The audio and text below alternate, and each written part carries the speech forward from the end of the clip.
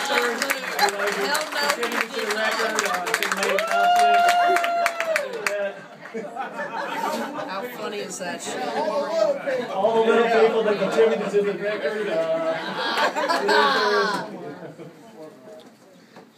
First of all, let me thank Christy. Christy, you're amazing.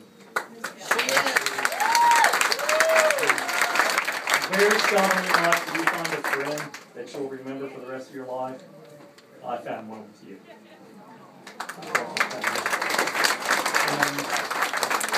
I'm truly blessed to have you in my life. And I know that.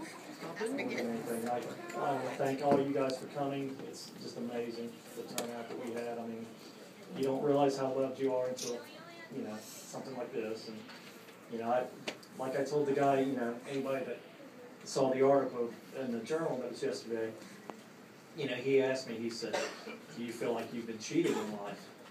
And I said, I feel like I've been blessed in life.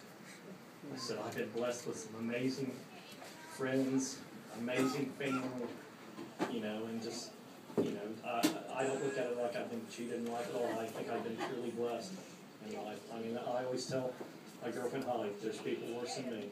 Just remember that. There's always people that are worse off than me. And the main thing, you just got to stay focused and look to the positive attitudes and stuff. And real quick, if I could have my sisters come up here. Woo!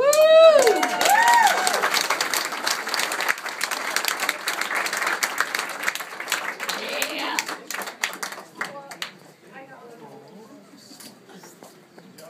Sweet man.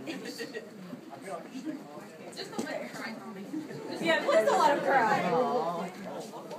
You know if they cry, It's overrated.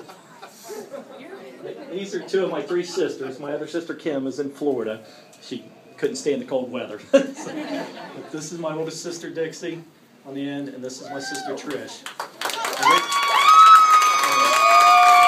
My biggest strength comes from, these two ladies.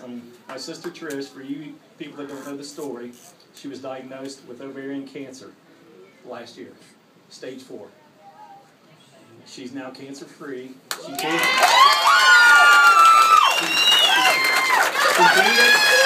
So when people ask me all the time, where do I get my strength from? Right here. Is who I get my strength from. They're amazing. They're amazing. My mother passed away when I was really, young. And these guys, have taken over. They've been a mother figure to me. They've been a sister. Big sister to me, and I would have never made it through life without these two. I mean, I love them to death.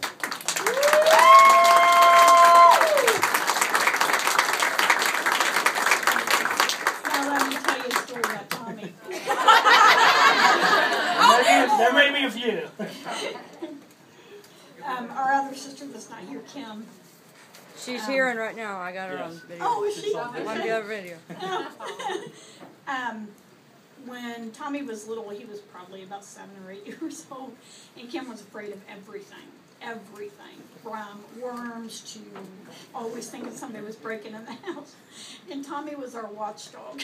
Actually was.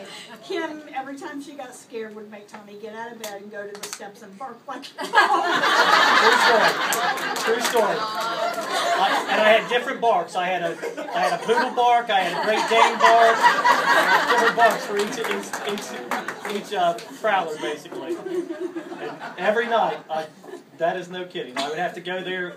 She would get up to go to the bathroom, and I would have to stand at the end and go, woof, woof, woof, because she was convinced somebody was breaking in the house, and that by me barking like a dog, they were going to turn and run.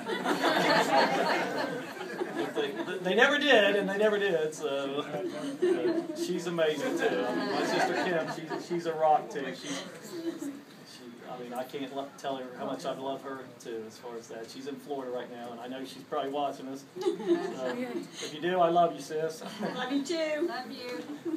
And stuff. These guys have been a rock to me, an absolute rock to me. And like I told one of the guy that interviewed me on the paper, I told him, he said, how hard is it to go to dialysis? And I said, well, where most people are getting up, at 5 o'clock in the morning are people that are milking the cows and feeding the chickens. I'm getting up at 5 o'clock in the morning to live. basically. And that's, you know, and that's, and you know, and I told him, I said, you know, I see people that go into dialysis, and they go into dialysis basically to die. And I see them all the time. I mean, I took 19 people that was in my original group at dialysis. Out of the 19 people, 17 of the 19 have passed away. I said, I am the only one, me and another guy that actually got a kidney, are the only survivors. And I think a lot of it has to do with your positive attitude. I mean, you know, they go in there to die, I go in there to live. I mean, that's the difference. I refuse to, you know, like my father told me right before he passed away. He called me to his, you know, he was 3 or 4 days away from passing away, and he told me, he said, Tommy, don't let this disease define you. And ever since I did it, I haven't. You know, I've told them, I said, it's not going to define me. It's not going to keep me from doing anything. It's not going to keep me from, you know, doing what I love to do. I'm going to live life to the fullest, and if it's time for me to go, and God, you know, decides, hey, you know, then I've had a hell of a life. Yeah. You know, and I'm not going to let it define me. I'm going to live life to the fullest and stuff. But there's I do want to thank some people real quick. Like I said, Christy, you're amazing. I can't thank you and everybody.